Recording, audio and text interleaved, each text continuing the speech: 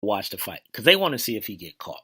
So I'm going to get off that. I'm going to get into the last topic, get y'all out of here. I appreciate y'all for chilling with me tonight on the Wait a Minute show. And we're going to do this NFC East review. And I've done pretty much almost every division. Next week will be my last division, and we'll be going into the regular season after that, and that'll be the NFC South. But we've covered all the other divisions. So without further ado, the 4 teams in the division are the Dallas Cowboys, the Washington Redskins, Philadelphia Eagles, and the New York Giants. So last year, this is how it played out. Number 4, finishing in last place in the division, was the Washington Redskins. Third place was the Cowboys. No, I'm sorry. Third place was the... I'm messing up. Excuse me. Let me start over. Fourth place was the Philadelphia Eagles. They were 7-9. I'm sorry, ladies and gentlemen.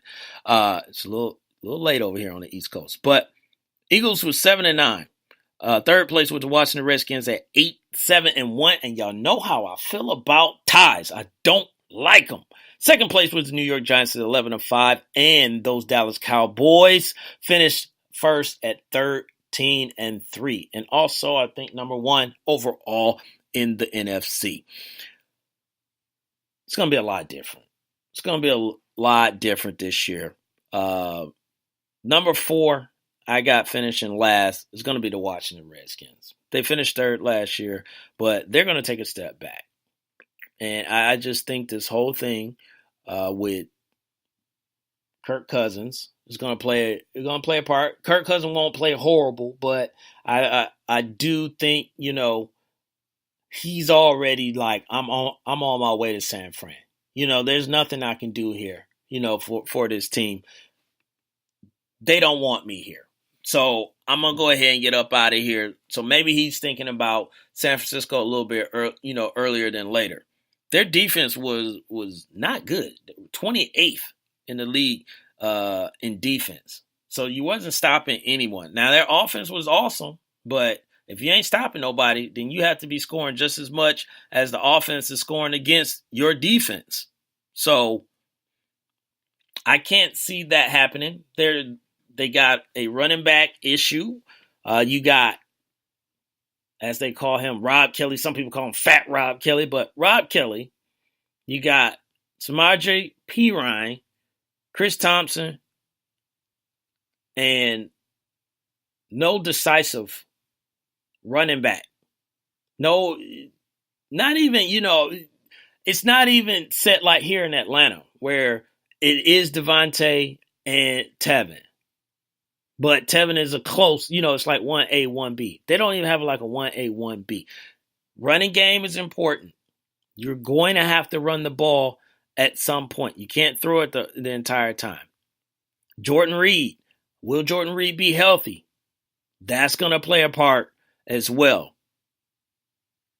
What's going to happen? Now you got Terrell Pryor. Deshaun Jackson and Pierre Garçon is gone. So you got basically Josh Dotson, Terrell Pryor. They're going to be your new go-to guys. What happens with that? But sure enough, this defense is the issue for the Washington Redskins that they have to fix if they want to be relevant. But I still got them finishing in fourth place. Third place, ladies and gentlemen, I'm going to go with the Philadelphia Eagles. Yep, that's Jay Fish cooking with the microwave, favorite team. And I just think it's a slow progress. They're gonna get better and better and better. They finished 7-9 last year. I could see them finishing 8-8.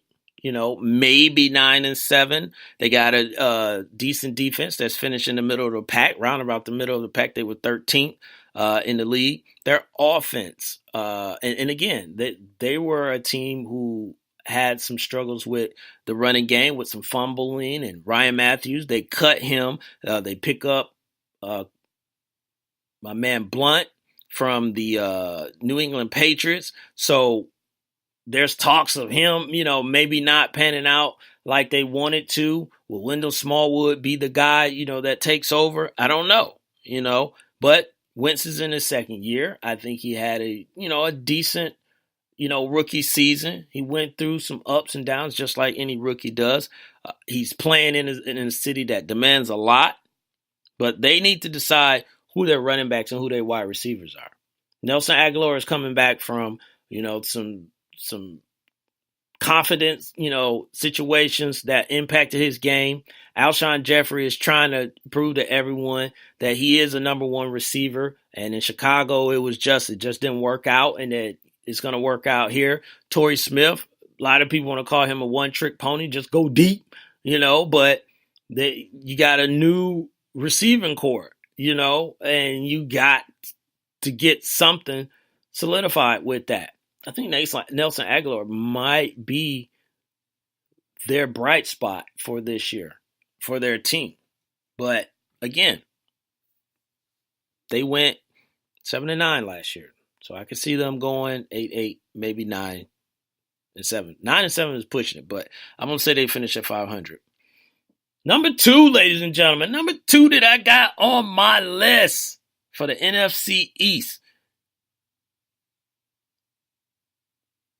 is the Dallas Cowboys. Yes, they take a step back. I know people are thinking that Cowboy fans, they're going to be like, wait a minute. We finished 13-3, son. What are you talking about? Yo, we got one of the most dominant offensive lines. What are you talking about, son? Yo, we got Ezekiel Elliott. What are you talking? For how long do you have Zeke? How long? I didn't have them going 13-3 with Zeke. Now without Zeke and all that pressure being on Dak, they're going to take a step back. They're going to take a step back. I don't see them finishing 13-3. Then you got all these suspensions that's on your team with your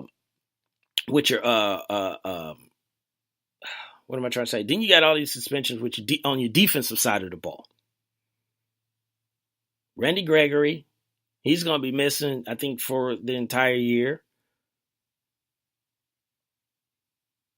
Irvin, you got Sean Lee, who I don't wish this on him at all, but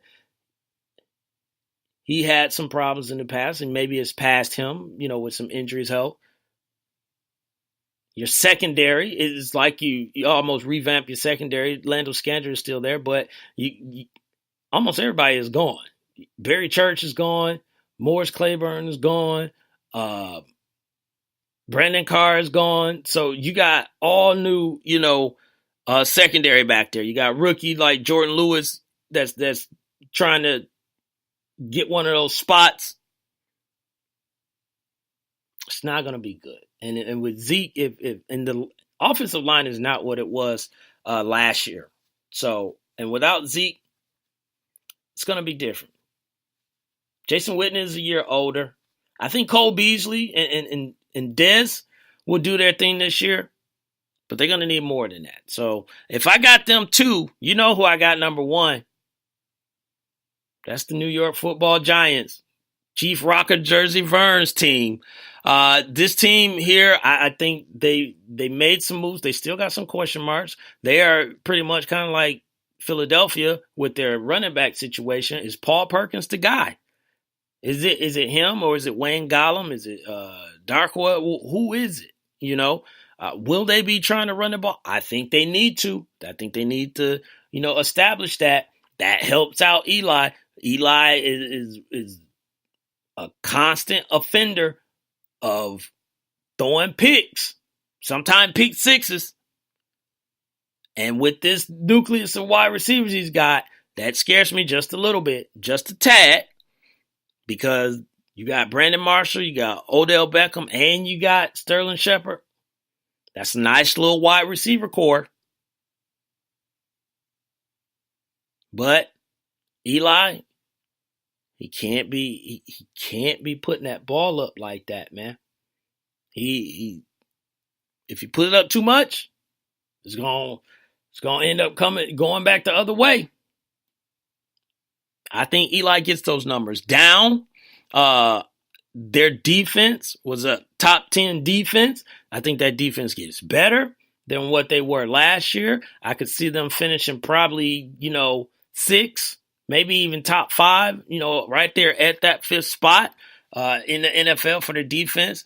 Jason Pierre-Paul, JPP, Snacks Harrison, Olivier Vernon, Janoris Jenkins, Landon Collins. They got some players on that defensive side of the ball. And the NFC East is always a crazy division anyway. So, to recap, my review, my decision, my choices is that number 4, we got the Washington Redskins.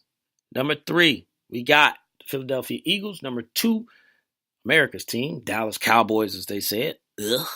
And last but not least, the New York Football Giants, finishing first place in the NFC East. So that's what I got. We'll see how it plays out. See if I can be wrong, right? Whatever it is that may be, on it, and then we'll revisit all this at the end of the season. So for me, ladies and gentlemen, I'm going to go ahead and get on up out of here and end the show tonight. I had a lot of fun tonight. We talked a lot. We got a lot off our chest. So I really hope that you guys enjoyed tonight as well. So we're going to end it a little bit different tonight. I want to just say, everybody that was listening, everybody that's in the chat, I appreciate you joining in. This week, got a lot going on the weekends. We getting real serious about this football. We get football, basketball news that's going to keep going on. And we get boxing. So, just relax. Be safe. I'll holler at y'all. Check out the waitaminuteshow.com on Saturday. I'll have another show that I'll be posting live on Facebook. And we'll chat then about new stuff, new people, new. So, for your man, Jelani, JB Bodie, and my man, Lopan, we're going to go ahead and holler at y'all, get up out of here, and have a good rest of the week and a positive weekend. And as always, ladies and gentlemen, stay positive and push forward. Lopan, let's go!